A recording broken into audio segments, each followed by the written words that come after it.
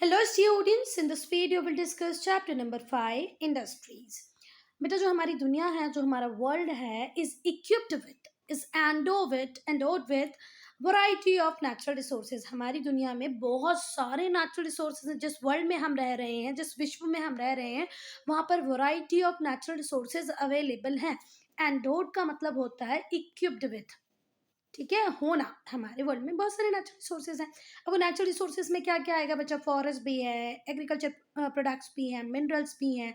अब मिनरल्स में भी फेरस मिनरल है, नॉन फेरस मिनरल है. एग्रीकल्चर प्रोडक्ट्स में वेजिटेबल्स भी हैं, फ्रूट्स भी हैं, ग्रेन्स भी हैं.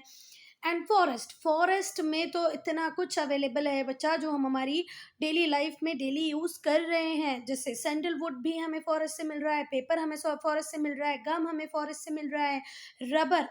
ठीक है, तो बहुत सारी चीज़ें हमें कहाँ से मिलती हैं? फॉरेस्ट से मिल रही हैं. जैसे गम, पेपर, मैच स्टिक के लिए जो लकड़ियाँ चाहिए, वो सब हमें किससे मिल रही है? फॉरेस्ट से मिल रही है.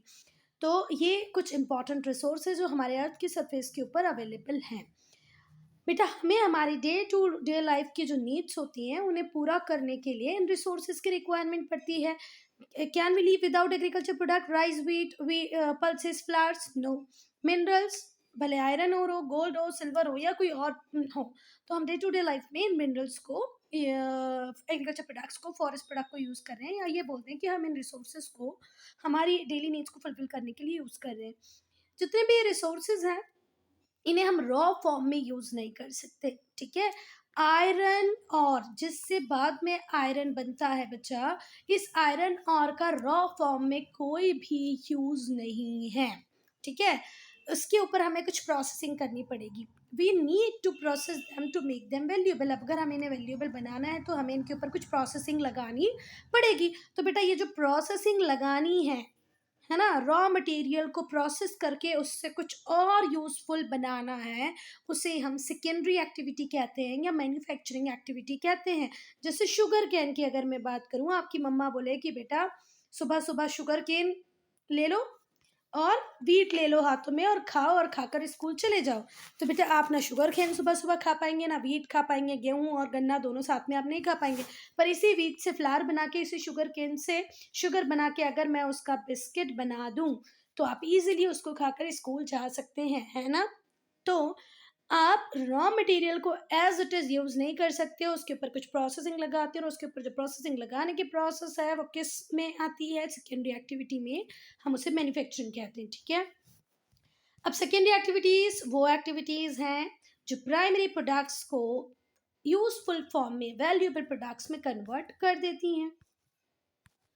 तो बेटा सेकेंडरी एक्टिविटीज़ क्या करती हैं? प्राइमरी प्रोडक्ट को मोर यूजफुल प्रोडक्ट में और वैल्यूएबल प्रोडक्ट में कन्वर्ट कर देती हैं.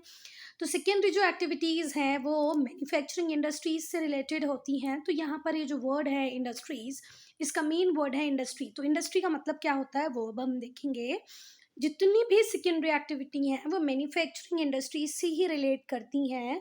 तो ये जो मैन्युफैक्चरिंग इंडस्ट्रीज है, इसमें जो कोर वर्ड है इंडस्ट्री, उसका क्या मीनिंग होता है? तो जो वर्ड है इंडस्ट्री, जो टर्म है इंडस्ट्री, उससे यूज़ किया जाता है वो एक्टिविटीज़ को डिस्क्राइब करने के लिए जो बेसिकली कंसर्न करती हैं प्रोसेसिंग. मतलब किसी भी पर्टिकुलर रॉ प्रोडक्ट के ऊपर आप कोई प्रोसेसिंग लगा रहे हो. फैब्रिकेशन मतलब उसको किसी और फॉर्म में कन्वर्ट कर रहे हो. मैन्युफैक्चरिंग मतलब उससे कुछ और बना दे रहे हो, किसको? प्राइमरी प्रोडक्ट को. ठीक है, तो जो इंडस्ट्री है वो सारी एक्टिविटीज़ का कलेक्शन है जिसमें हम प्रोसेसिंग, फैब्रिकेशन और मैन्युफैक्चरिंग करते हैं. किसकी? प्राइमरी प्रोडक्ट की.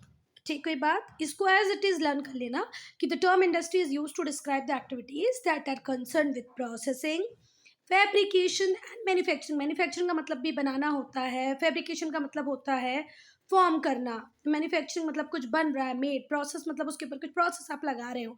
इन तीनों को मिला के हम क्या बोलते हैं? इंडस्ट्रीज. बहुत सारी जो इंडस्ट्रियल एक्टिविटीज़ हैं उन्हें हम सेकेंडरी एक्टिविटीज़ के अंदर काउंट करते हैं. इंडस्ट्रीज क्या करती हैं बच्चा? रॉ मटेरियल की जो वैल्यू होती है उसे और एनहांस कर देते हैं बच्चा. जैसे गोल्ड है, गोल्ड जब रॉ फॉर्म में आपको मिलेगा तो वो बोल्डर्स, स्टोन्स के फॉर्म में मिलेगा, पर जब उसकी ज्वेलरी बन जाती है तो वो रेडी टू वियर हो जाती है ना. तो हम ज्वेलरी को ज़्यादा पसंद करेंगे. शुगर केन से जो शुगर बनेगी वो हमारे लिए ज़्यादा यूज़फुल है. अगर हम कॉटन का ही एग्जाम्पल लें, आपको अगर हम कभी कह दें कि चलो ये लो भैया 2 kgs ऑफ कॉटन और इसको पहन लो, तो उसको कॉटन को पहनना क्या आसान काम होगा कि उस कॉटन से अगर हम कोई क्लॉथ बनाते तो उसे पहनना मतलब वियर करना ज़्यादा आसान होगा। To wear cotton is easy और to wear cloth is easy, obviously बात है क्लॉथ ईजी है। तो कॉटन को पहले हम काय में कन्वर्ट कर दें, क्लॉथ में, जिसकी यूटिलिटी कॉटन से, रॉ कॉटन से ज़्यादा होगी। तो इंडस्ट्रीज का काम क्या होता है, रॉ मटेरियल की वैल्यू को एनहांस कर देना। The value of cotton increases when it is processed into textile. Cotton का उतना ज़्यादा वैल्यू नहीं है जितना प्रोसेस्ड करने के बाद कॉटन के बने कपड़े का होगा, ठीक है। कॉटन से ज़्यादा किसकी वैल्यू होगी, उसके टेक्सटाइल की। इंडस्ट्रियल डेवलपमेंट जिस भी कंट्री में हो रहा होगा मतलब वो कंट्री ग्रो कर रही है। तो industrial development is the indicator of overall growth in development of the country. ठीक है बात। अगर आपको किसी कंट्री की ग्रोथ को देखना है तो पहले ये देखो कि वहाँ का इंडस्ट्रियल सेक्टर कितना ग्रो कर रहा है, ठीक है। जो इंडस्ट्रियल रेवोल्यूशन था वो इनिशियली 18th सेंचुरी में आया। 18th सेंचुरी हम किस टाइम को बोलते हैं बच्चा, जो 1701 से स्टार्ट होके 1800 पे ख़त्म होता है। तो इस पर्टिकुलर फ्रेम में इन ग्रेट ब्रिटेन में क्या आ गया बेटा, इंडस्ट्रियल रेवोल्यूशन। मतलब बहुत बड़ी बड़ी फैक्ट्रीज बनने लगी, रॉ मटेरियल को बड़े मास स्केल पे फिनिश प्रोडक्ट में कन्वर्ट किया जाने लगा। ये इंडिया से, यूएसए से कॉटन लेते और उसको उसको क्लॉथ में कन्वर्ट करके पूरे वर्ल्ड में सप्लाई कर देते। तो जो इंडस्ट्रियल रेवोल्यूशन है वो किस कॉन्टिनेंट में आया, तो यूरोप में आया। किस कंट्री में आया, सबसे पहले तो ब्रिटेन में आया। कब आया, 18th सेंचुरी में। और 18th सेंचुरी कौन सा टाइम है, जो 1701 से 1800 तक चलेगा। और धीरे धीरे धीरे करके ये पूरे वेस्टर्न यूरोप में फैल गया। धीरे धीरे फैला तो पूरे वर्ल्ड में, पर अगर हम बोले कि इंग्लैंड के बाद कहाँ फैला, तो वेस्टर्न यूरोप में। धीरे धीरे जैसे जैसे टाइम चलता आगे बढ़ता गया, पूरा वर्ल्ड अफेक्ट हुआ इंडस्ट्रियल रिवॉल्यूशन से। पर अफेक्ट कैसा था, पॉजिटिव, ठीक है। नेगेटिव इफेक्ट की बात नहीं कर रहे हैं। मतलब देखो बेटा, हम हर रॉ मटेरियल को यूज़ कर रहे थे, ठीक है, अपन जैसे तैसे घर में उससे उसके ऊपर कुछ प्रोसेसिंग लगा के। पर जब इंडस्ट्रीज आ गई तो उन्होंने मास प्रोडक्शन किया। मास प्रोडक्शन से गुड्स की अवेलेबिलिटी ईजी हो गई। तो ऐसा कह सकते हैं कि जब इंडस्ट्रियल रेवोल्यूशन आया तो इसका पॉजिटिव इम्पैक्ट हुआ पूरी एंटायर वर्ल्ड पे, एंटायर सोसाइटीज़ पे। पर बेटा जो इंडस्ट्रियल रेवोल्यूशन था हर जगह इवनली नहीं फैला। जैसे हम बोलते हैं ब्रिटेन में इसकी शुरुआत हुई, ब्रिटेन ने इससे बहुत एडवांटेज लिया, फिर फ्रांस गया, फिर जर्मनी गया, धीरे से रशिया भी गया, फिर यूनाइटेड स्टेट्स ऑफ अमेरिका। तो पहले यूनाइटेड स्टेट्स ऑफ अमेरिका और फिर रशिया, ठीक है। तो बात यह है कि अगर हम आज भी इंडिया को देखें, पाकिस्तान को देखें, बांग्लादेश को देखें, तो आज भी हम कहीं इंडस्ट्रियल डेवलपमेंट में United states of America, Germany, France इनसे पीछे हैं। ऐसा क्यों हुआ, क्योंकि जो रिसोर्सेज हैं वो भी हर जगह इवनली डिस्ट्रीब्यूटेड नहीं है, और जो फैक्ट्रीज और इंडस्ट्रीज बनी वो भी हर जगह इवनली डिस्ट्रीब्यूटेड नहीं है। It was due to the fact that industries were unevenly distributed all over the world. World में जो इंडस्ट्रीज हैं वो इवनली डिस्ट्रीब्यूटेड नहीं है।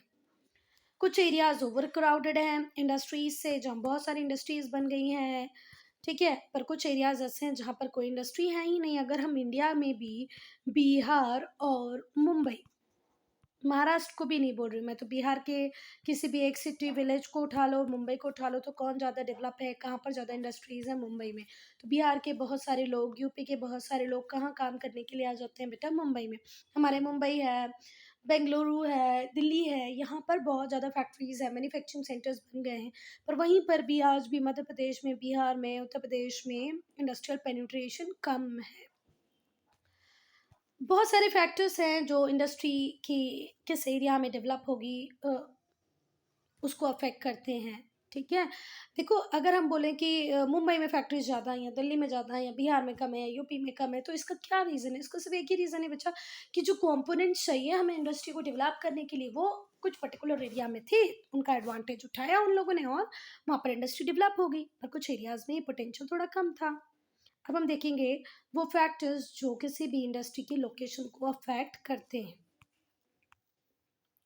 तो पहला फैक्टर तो भैया जहाँ पर भी आप फैक्ट्री खोलोगे वहाँ रॉ मटेरियल मिल जाए। अगर आपको कॉटन क्लॉथ चाहिए तो कॉटन वहाँ ग्रो हो रहा हो। अगर आपको शुगर बनानी है तो जिस पर्टिकुलर एरिया में आपकी फैक्ट्री है वहाँ पे पास ही में शुगर कैन मिल जाए। ठीक है ना? अगर आप टी चाय पत्ती बनाने वाली कंपनी और चाय पत्ती पैकेज करके भेजते हैं, तो आप ऐसे एरिया में अपनी फैक्ट्री इंडस्ट्री डालेंगे जहाँ पर ऑलरेडी टी प्लांटेशन हो रहा हो। सही बोल रही हूँ ना? ठीक है, फिर पावर सप्लाई। बेटा जो बड़ी-बड़ी मशीनें होती हैं वो हाथ से तो चलती ही नहीं हैं, मस्कुलिन पावर से नहीं चलती, उन्हें चाहिए इलेक्ट्रिसिटी। तो जहाँ पर भी आप फैक्ट्री बना रहे हैं, जहाँ पर भी इंडस्ट्रियल एरिया बन रहा है, वहाँ पर इलेक्ट्रिसिटी प्रॉपर हो। लेबर, ठीक है, आज हम कितना भी बोल दें कि हम मशीनों से काम कर रहे हैं, लेबर की रिक्वायरमेंट कम हो गई बेटा, फिर भी हमें लेबर चाहिए होंगे मैनुअल जॉब के लिए। वो मशीन को ऑन करने के लिए, ऑफ करने के लिए लेबर चाहिए, हमारे पैकेज्ड गुड को यहाँ से वहाँ ले जाने के लिए हमें लेबर चाहिए। तो लेबर भी जिस भी एरिया में आप फैक्ट्री बना रहे हो वहाँ इजीली अवेलेबल होना चाहिए। वाटर, आप ब्रेड बनाओ तो वाटर चाहिए, बिस्किट बनाओ तो वाटर चाहिए, कोल्ड ड्रिंक बनाओ तो वाटर चाहिए।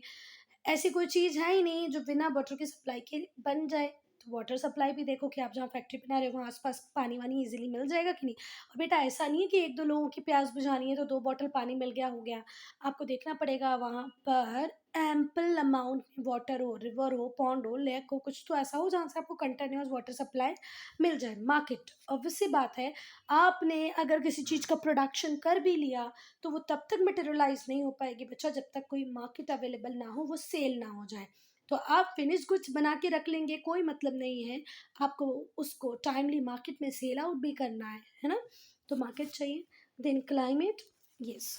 बेटा कुछ चीज़ें ऐसी होती हैं जिनके प्रोडक्शन के लिए क्लाइमेट का एक इम्पॉर्टेंट रोल होता है। तो क्लाइमेट भी कई बार बहुत ज़्यादा इम्पॉर्टेंट रोल प्ले करता है। किस चीज़ के लिए यहाँ पर फैक्ट्री खोलनी चाहिए या नहीं खोलनी चाहिए। देन कैपिटल, कैपिटल का हिंदी में मतलब होता है पूंजी। पूंजी, पूंजी मतलब ये वाली मात्रा इस साइड वाली आएगी कि इस साइड मुझे नहीं पता। अच्छा सुन लो तुम, तो इसका मतलब क्या होता है, इन्वेस्टमेंट। जब आप अपने बिज़नेस में कोई पैसा लगाते हैं तो उसे कहते हैं कैपिटल, पूंजी या इन्वेस्टमेंट, ठीक है? जब बिज़नेस में आप अपने बिज़नेस में कोई पैसा लगा रहे हैं तो उसे क्या कहते हैं, पूंजी। मतलब the amount invested in business, okay, the amount invested, the amount of money invested in business। चलो पहले raw material. An industry require availability of raw material for its setup. बिना रॉ मटेरियल की कोई फैक्ट्री चल ही नहीं सकती। Then power supply, power supply तो बैडली नीडेड है, क्योंकि रॉ मटेरियल को प्रोसेस करने के लिए मशीनों में डालना पड़ेगा। मशीनों को चलाने के लिए क्या चाहिए, to run machines required electricity. Then labour, adequate supply of cheap and skill labour. आप जहाँ पर भी फैक्ट्री डाल रहे हो वहाँ पर सस्ते में भी लेबर मिले और स्किल्ड भी, मतलब कुशल, जिन्हें काम करना आता हो, वो भी इंडस्ट्री के लिए इंपॉर्टेंट रोल प्ले करेंगे। देन वाटर सप्लाई, देखो पानी कूलेंट की तरह काम करता है इंडस्ट्री में, है ना? तो मैंने तो अभी बताया कि ब्रेड बनाने के लिए पानी चाहिए, बिस्किट बनाने के लिए पानी चाहिए, पर बेटा जो बड़ी-बड़ी मशीनें होती हैं उनके लिए कूलेंट का काम भी कौन करता है, पानी। तो ये दूसरा इंपॉर्टेंट रिक्वायरमेंट है इंडस्ट्री के लिए। वॉशिंग पर्पज़ के लिए पानी की रिक्वायरमेंट होती है, तो आप इंडस्ट्रीज़ को वहाँ सेटअप करते हैं जहाँ एडिक्वेट एम्पल क्वांटिटी में वाटर अवेलेबल हो, ठीक है? बेटा मार्केट तो बहुत ही ज़रूरी है। आपने जो भी कुछ बनाया है उसको सेल करेंगे तभी तो आपको अर्निंग होगी। तो आपके जो प्रोसेस प्रोडक्ट है उनको सेल करने के लिए आपको मार्केट चाहिए। तो nearness to market is also an important factor in industrial growth and development. आप मतलब वहाँ पर अपनी फैक्ट्री खोलें जहाँ पर नियर बाय एरिया में आपको आपके प्रोडक्ट के लिए मार्केट भी मिल जाए। क्लाइमेट, अगर गुड क्लाइमेटिक कंडीशन होगी तो वर्कर्स की एफिशिएंसी बढ़ेगी। बच्चा अभी हम लोग खुद स्कूल में देख रहे हैं कि लंच के बाद वाला जो टाइम होता है वो ऐसे लगता है सिर्फ स्कूल छोड़कर भाग जाओ, बच्चों को पढ़ाओ ही नहीं। बच्चे अलग परेशान है, गर्मी है, ऐसे लग रहा है पंखे चल ही नहीं रहे हैं। सच में ऐसा लगता है कि यार अब तो स्कूल छोड़ो, घर चले जाओ, एसी ऑन करो और बैठ जाओ। और वहीं पर हर बच्चा भी पैरेलली ये सोच रहा होता है, क्योंकि गर्मी बहुत है और इस पर्टिकुलर जून जुलाई में तो ह्यूमिडिटी बहुत है ना? तो अगर आप अच्छा क्लाइमेट में अगर आपकी फैक्ट्री होगी, अच्छी अच्छी जगह पे अगर आप फैक्ट्री मैन्युफैक्चरिंग कर रहे होंगे, तो वहाँ पर वर्कर्स की एफिशिएंसी बढ़ेगी, वो खुश होके काम करेंगे, उनका मन लगेगा काम करने में। पर अब बहुत ज़्यादा ठंडी होगी तो भी वो काम कम करेगा, बहुत ज़्यादा गर्मी होगी तो भी वो काम थोड़ा-सा कम करेगा। बेटा वो करना नहीं चाहता है, पर एक्चुअल में जो कंडीशंस हैं वो उसे करने ही नहीं दे रही हैं।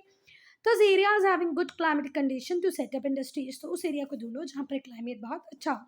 कैपिटल, इंडस्ट्रीज़ में बहुत बड़ा इन्वेस्टमेंट चाहिए तभी वो रन कर पाएगी, तभी वो एक्सपांड हो पाएगी। आप सोचो 10, 20, 25 रुपए, ₹100, ₹200 में कोई फैक्ट्री खोल लो, तो ऐसा तो पॉसिबल है ही नहीं।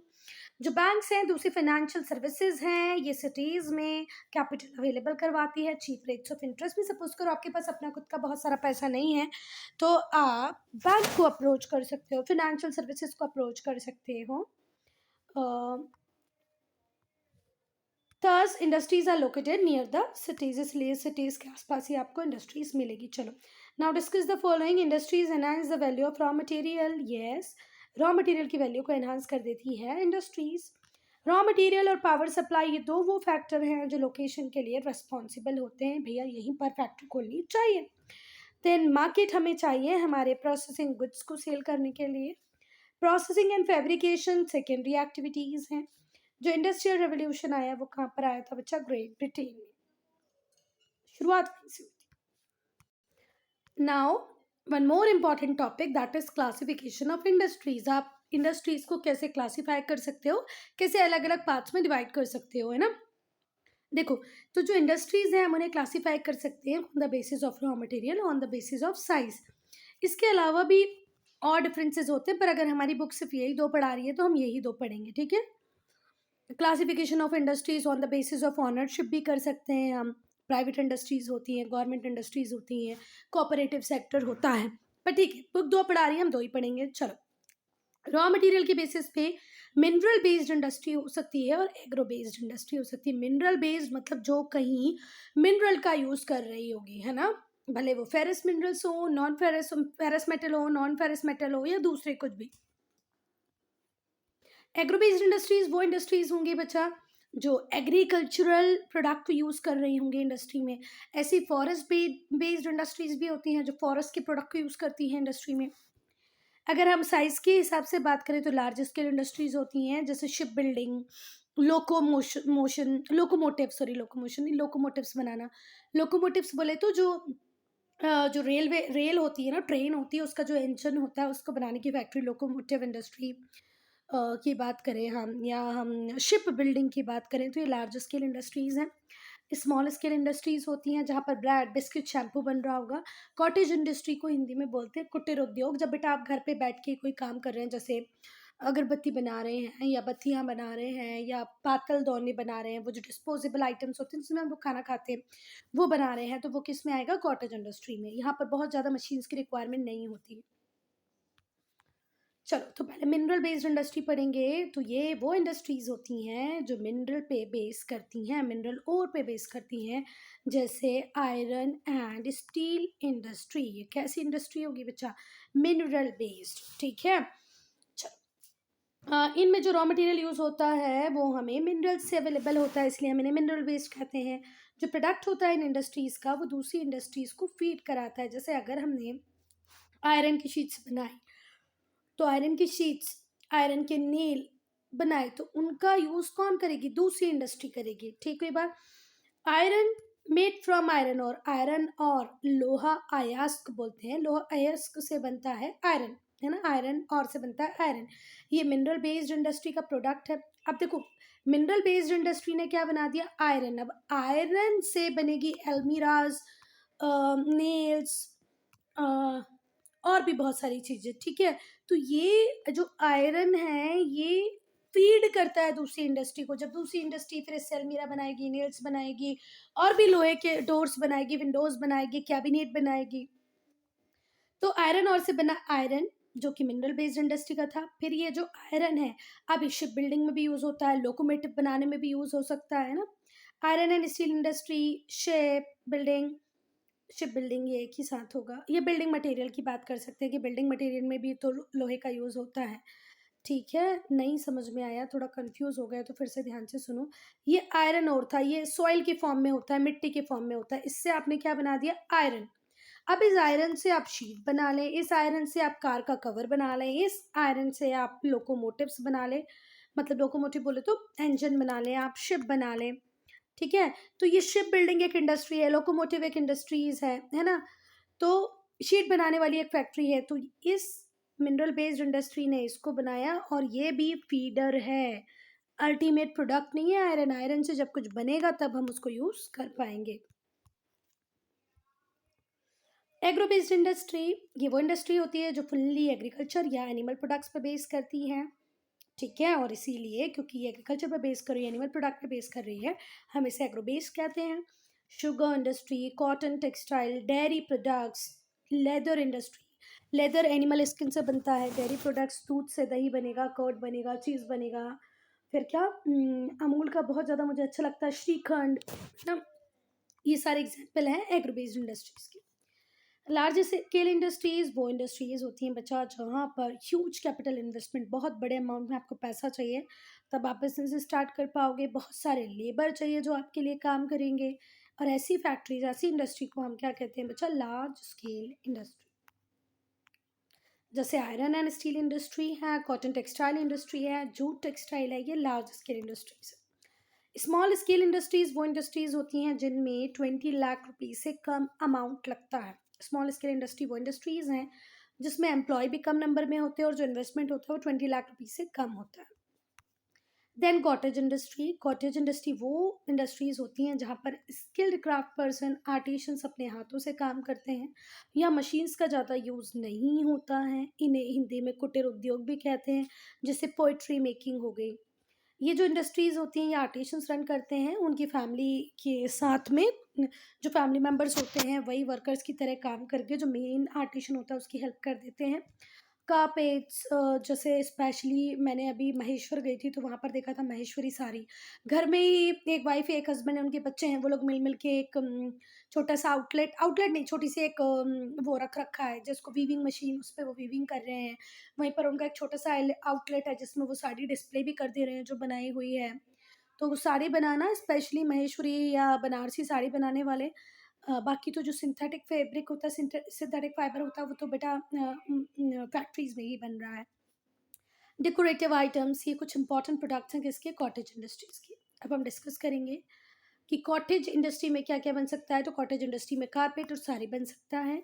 स्मॉल स्केल इंडस्ट्री में सिल्क वीविंग आ जाएगा, कॉटन टेक्सटाइल भी आ जाए, नहीं, cotton textile large scale industry में आएगा, silk weaver small scale industry में आ सकते हैं।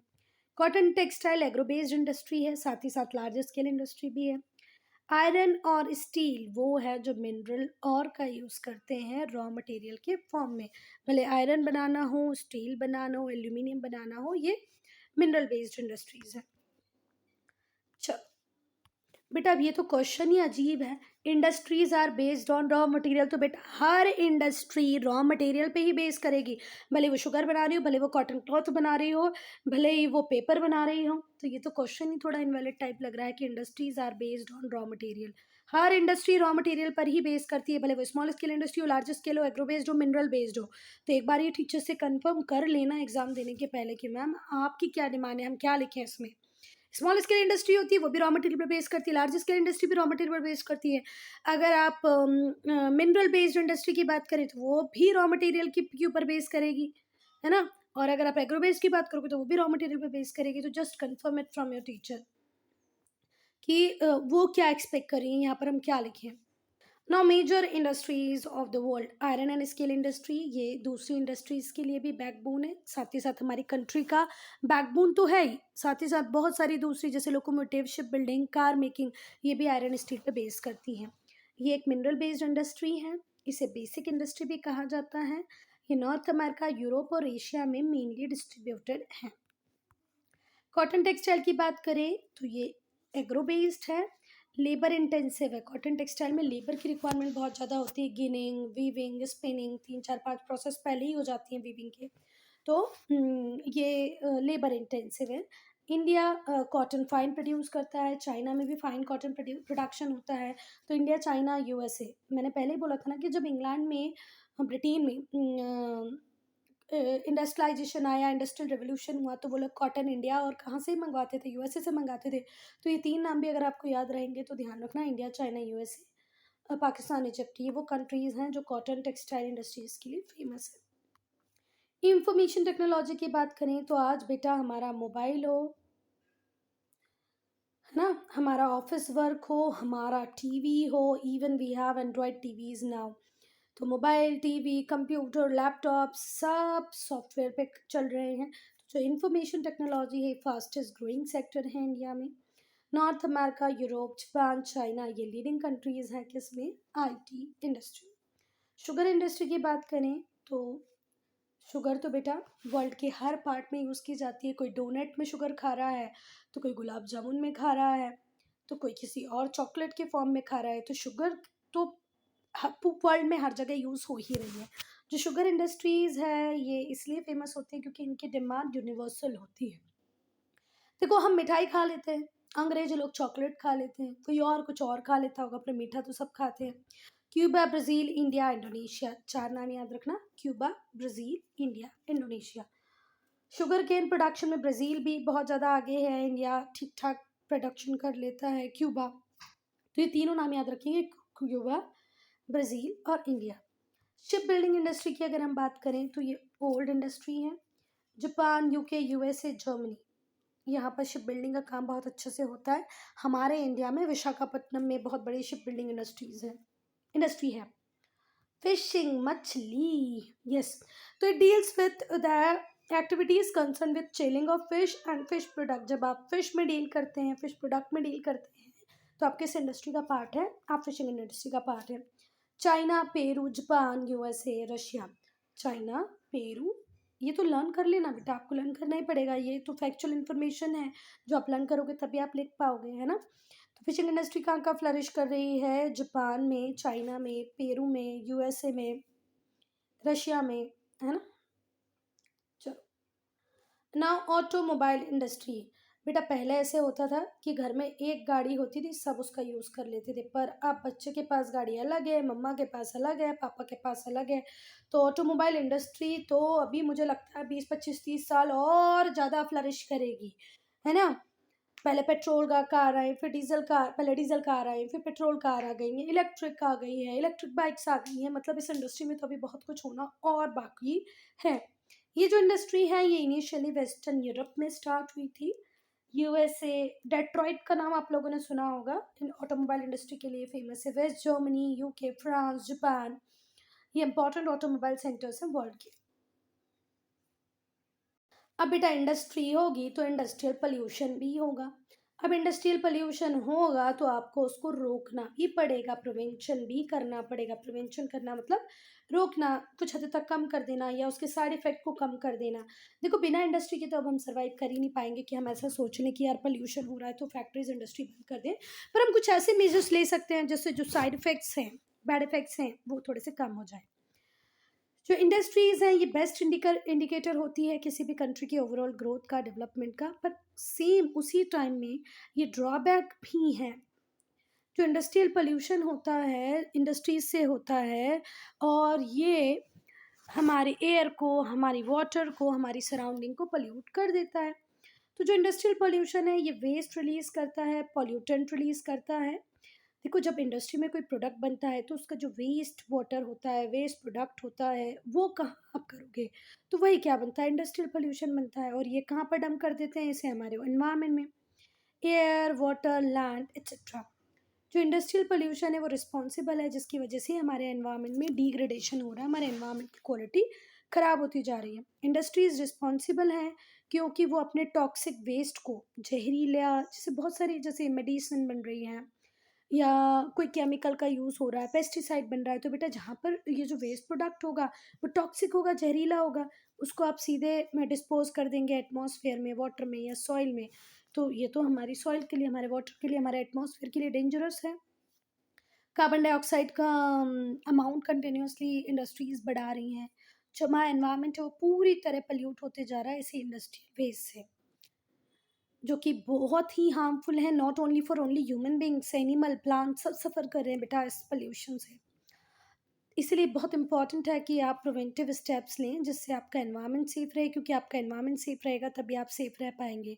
आप सोचते हैं कि यार एनवायरनमेंट को बिना बचाए अपने आप को बचा लो, तो ये किसी भी कंडीशन में पॉसिबल ही नहीं है। अब बेटा आपकी बुक बहुत ही अच्छी है, वो साथ में आपको ये भी बता रही है कि आपको आपके एनवायरनमेंट को किस तरीके से सेफ रखना है, कौन से प्रिवेंटिव मेजर्स लेनी है। तो हमें रिसाइकल करना है, रीयूज़ करना है। Water should be recycled and reuse. पानी को रिसाइकल करो, उसे रीयूज़ करो जिससे कि उसका जो यूसेज है उसे कम किया जा सके, क्योंकि वाटर एक इम्पॉर्टेंट रिसोर्स है बेटा। दिन पे दिन हम सारा पानी ख़त्म करते जा रहे हैं, एक दिन ऐसा आएगा जब पानी मिलेगा ही नहीं, प्रॉब्लम होगी। फिर हमें रेन वाटर हार्वेस्टिंग करनी चाहिए, जिससे कि जो वाटर की हमारी अपनी रिक्वायरमेंट है वो हम रेन वाटर को कलेक्ट करके ही पूरा कर लें। Eco friendly sources of energy का यूज़ करें, जिससे स्मोक और एमिशन दोनों ही कम होते हैं बच्चा। जब आप अपने घरों में, अपनी फैक्ट्री में सोलर पैनल लगवा लेते हैं तो जो इलेक्ट्रिसिटी वहाँ से जनरेट होगी वो बिल्कुल ही पोल्यूशन फ्री होगी। नॉइज़ पोल्यूशन कंट्रोल करने के लिए आप साउंड एब्जॉर्बिंग मटेरियल का यूज़ करें, या आजकल जो मशीन्स आ रही हैं वो वैसे भी साउंड कम प्रोड्यूस करती हैं, उन्हें ले लें।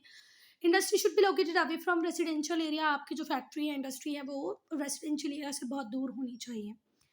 इंडस्ट्रियल जो वेस्ट है उसका पहले प्रॉपर ट्रीटमेंट करें, उसके बाद ही आप उसे ओपन एरिया में वाटर, सॉइल कहीं पर भी डिस्पोज करें। पहले उसका प्रॉपर ट्रीटमेंट करें, उसकी टॉक्सिसिटी को ख़त्म करें, उसके बाद ही डिस्पोज करें।